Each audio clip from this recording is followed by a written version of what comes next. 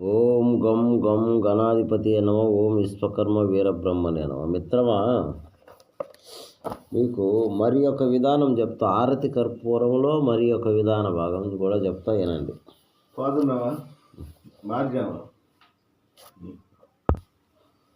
మీకు ప్రతి ఒక్కళ్ళకి ఏంటంటే మరి ఒక విధానం అన్నమాట.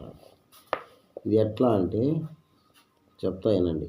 పెట్లుప్పు, పటికారము, నవాక్షారం, కల్లుప్పు, సవిటి పూత, ఇవన్నీ తీసుకొని బాగా పొడి చేసి ఒక బాండలో వేసి పోసి అరటి చెట్టు సొన నీరు పోసి బాగా కలిపి పొయ్యి మీద పెట్టి మంట పెట్టాలి.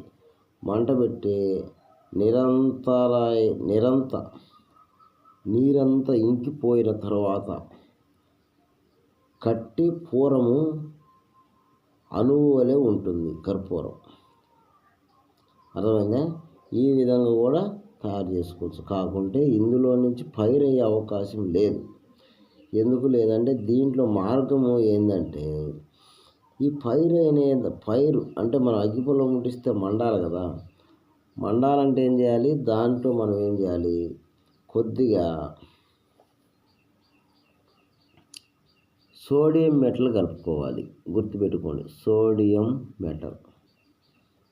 లేకపోతే కట్టిన జలపాశానం అయినా వాడుకోవాలి. ఆ విధంగా వాడుకుంటే ఈ ఆరతి కర్పూరం ఇది ఈ విధంగా తయారైంది. ఓకేనా?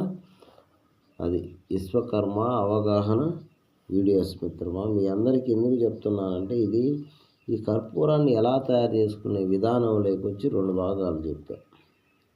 సరేనా?